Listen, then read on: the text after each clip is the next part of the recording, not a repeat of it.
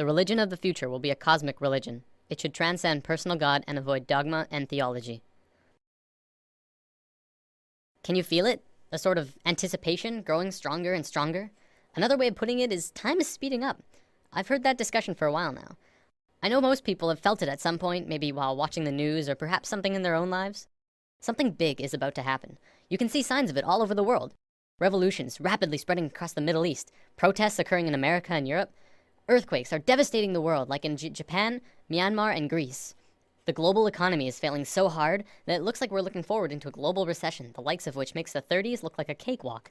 Not to mention that if global warming doesn't put our planet into an ice age, we're going to kill ourselves from overpopulation for sure. And using the rate of doubling, we definitely don't have the resources to survive the way we are for maybe little over 10 years.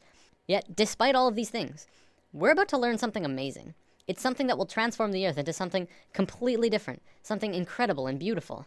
Many people across the globe have learned about this, and they've applied it to themselves and witnessed marvelous changes.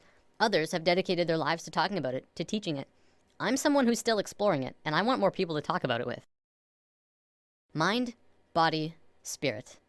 This is the sacred trinity that allows us life on Earth. Without even one of these three, we could not function properly. Yet, in today's world, we only really truly understand two of the three. We have scientifically mapped the mind and the body. We understand next to every aspect about each of them. Yet, what do we really know about the spirit, the soul? What is it? Where does it come from? For centuries, religions have been the primary source for answers pertaining to the soul, but they're not concrete. Many different religions have a different answer and ideas about how things work on this level. Recently, however, a discovery was made, which led to new discoveries and further discoveries. These incredible insights went largely unnoticed by the global community, and while governments and secret services of the world acknowledged them, it wasn't something that really got to the masses. Today, this information is still slowly coming out, and I'm going to share it with you.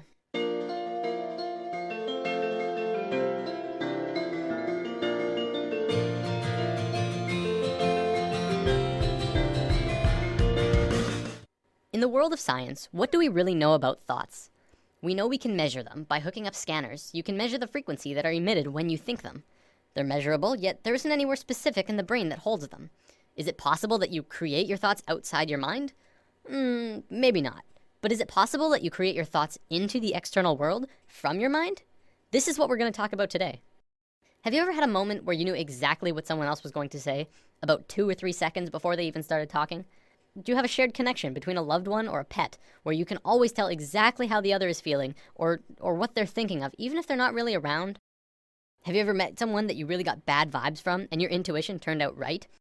We've all had experiences like these, at least a few times, some many more than others. There are even a few people who can kind of tap into this experience quite easily. I believe one of the terms for it is psychic. Let's say for the sake of discussion that when you think of something, anything, it appears right in front of you. No, not physically, but let's say it appears in a different realm that's in and around all of us. We'll just assume for now that it's not something that we're consciously aware of, and it's something that we're going to discuss later on. For now, let's just call it the thought realm. When you're doing something, you start by thinking about it. Whether you're building a pool in your backyard or making a sandwich, you have to have thought of it first. Even the subconscious thoughts for things like walking and breathing. This shouldn't be anything new to us. We think of things before we do them, even if it's a split second before them. This is just how we function, and our physical actions match the thoughts that we've created. You might say that you move through your thoughts, turning non-physical ideas into physical actions. When an inventor gets an idea, this idea can quickly spread throughout all of his colleagues and friends. Ideas and thoughts are spreadable. Multiple people can hold on to the same idea at once, allowing them to grow and develop further.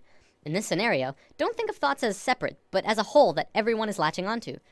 Of course, because we can't physically see this realm of thoughts, we can't tell exactly what the original idea was, only the interpretation that they describe using functions like speech and body language, as well as our own intuition, which is how thoughts connect to each other. Because of this, we add a bit of our own creation to the mix, our own spice, while still working towards the same common goal. A social gathering is another good example of this at work too. People gathering together because they share the same ideas, thoughts, and emotions as the rest of the people there. An example could be a college course on architecture. People interested in architecture would attend the course because they share the same interest mentally. This shouldn't be anything mind-blowing. It's our day-to-day lives, just from a different perspective. Even if you're using something that someone else made, you're still creating this experience for yourself. You manifested that iPad or house or whatever into your experiences. So with thoughts connecting with other thoughts comes our first big realization. This new understanding of how intertwined we truly are, we are not only connected in the physical realm, but in a mental and spiritual way as well. Up until recently, humankind has always understood simply that they were connected only through their physical being. We assumed that the conscious experience, as well as all of the thinking, was totally 100% isolated from the rest of everyone else. The fact is, we're not. We are so connected with each other, it's almost impossible to believe. Think about almost every creature on Earth. What do we really know about the bond that connects them? Geese are able to travel long distances, switching who flies in front like clockwork. Many fish swim in large schools, and we know that they don't have a form of verbal communication. Our pets are able to communicate with each other without speaking. Yet, it's like they know what each other are feeling and connect in a very amazing personal way. Almost every observable creature on Earth has this connection with at least their own species, if not others. We as humans are the next step in life, but that doesn't mean we don't have this connection. What's to say we're not also connected to each other in this way? We've been out of touch with ourselves for an incredibly long time now, and we are growing increasingly disharmonic. Now, thoughts being created are just the tip of the iceberg. The real interesting part comes when you look at emotions. Emotions are much more powerful than thoughts. Emotions pull on you, they control your actions, they guide you throughout your life. It's not your thoughts that control where you sit in a class or on a bus, but it's if you like that girl or you think that guy smells. When a couple is together, it's their emotions that keep them tethered. Same with if they're fighting, it's their emotions that break them apart. You watch TV shows that you enjoy. You hang out with friends because you have emotional bonds with them.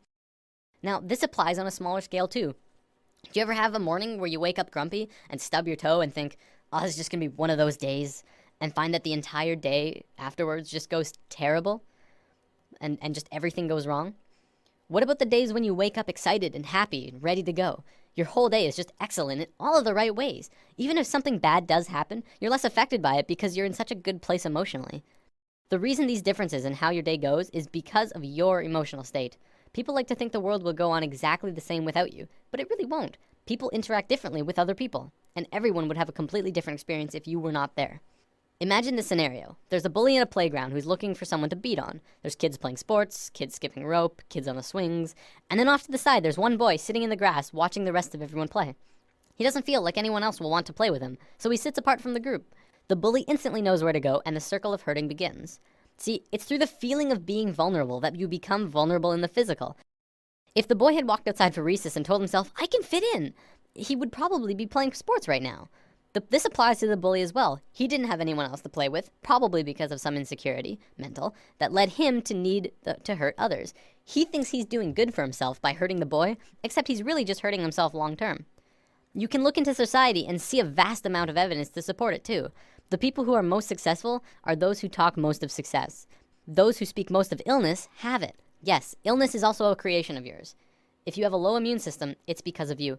Typically, we like to blame things on the virus going around or our own immune systems, but the way that we become susceptible to them is from inside, whether that there's some ongoing negative energy or some bad feeling that we allow into ourselves. We can heal ourselves also, but I'm going to save healing for another video. There's only one thing that becomes apparent from this understanding. You create your own reality. We are 100% responsible for the situations that we find ourselves in, the things that happen to us, good and bad. Throughout history, we've always played the blame game. It's his fault I didn't get the promotion. It's her fault I couldn't go to the game. It's everyone else's fault I'm so depressed. Whatever it is, and this may be the hardest thing to truly get, it's your fault. Your happiness, your sadness, your fears and your fortunes, every single experience of your life on Earth was because of you. Remember, just as you are creating your own individual reality, we are all co-creating our realities as a collective. We are one species, and as a species, we are creating the realities that we are experiencing together.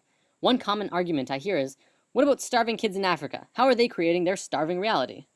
I would respond to that the Western way of life is not really allowing for everyone on the planet to live in the same abundance that the Westerners are, is it? We're using up all of the world's resources, hardly sharing anything unless they're paying a lot for it or if we're getting something out of it. And we ask why they're poor? We haven't been sharing with our brothers and sisters around the planet. But again, that's us as a collective creating the reality that we experience around the planet. This applies through all levels. As a family, you create your reality, and your actions will change what the family experiences.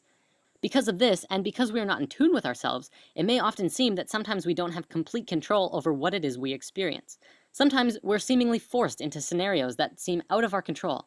This happens as a result of our disharmony, and also lack of connection to our own intuition. When we become more in tune with ourselves, we can feel out certain scenarios and decide if that's a path we want to take. Maybe I won't go down into the dark alley. Maybe it feels right to not take that job. Beyond that, once you have the experience that you feel is out of your control, now it's your turn to decide what you do next. You can allow the experience to get the best of you and drain your energy and move into a dense, unhappy place emotionally. Or you can decide to take it for what it is, an experience, and keep moving forward. Every dark cloud has a silver lining, and if you're looking for that silver lining, you'll have a much easier time finding it. Many of us have heard of this thing called the law of attraction, which talks about something similar to this, but talks more about evidence and not much about this thought realm. Over the entire world, people have written in to tell of their amazing stories, where they really focused on having what they wanted, and got it through miracles and coincidences. This is but a small piece in the vast ocean of the internal world that I'll be talking about. It is, however, very real, and you can literally change everything in your life by willing it so. I know this from personal experience, and it's not hard to find others who have too. One continuous argument I hear from people who deny this law of attraction is, you don't just think things and change everything by sitting on your ass. To which I reply, exactly. You never stop moving. Just change your mindset and continue on with your life. Create your emotions in your mind, then move into them physically. Don't let your emotions control you. Pull your thoughts into the physical realm. What can you do to change things? Well, just be good to yourself. Fill yourself up with the emotion of love and happiness as you go about your day. Treat yourself and try to change your perception of your life from what others think is best for you to what you think is best for you.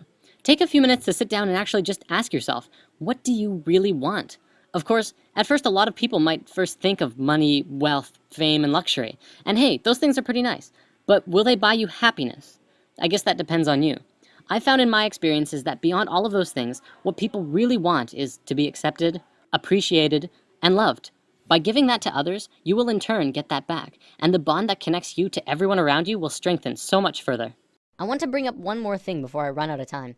There was a scientist in Japan a few years back who made an incredible discovery, but one that also went largely unnoticed or recognized by the global scientific community. Dr. Masaru Emoto discovered that by putting words on a side of a glass of water and freezing the water, you could change how the water would freeze into crystals. On a jar that said, "I love you," this is how the water crystal froze. On a jar that said, "You make me sick, I want to kill you," it froze like this. If thoughts can do that to water, just imagine what thoughts can do to us. Well, looks like I'm about out of time for today. Before I go, I want to leave you with words to sit on. For anyone who is looking for direction right now.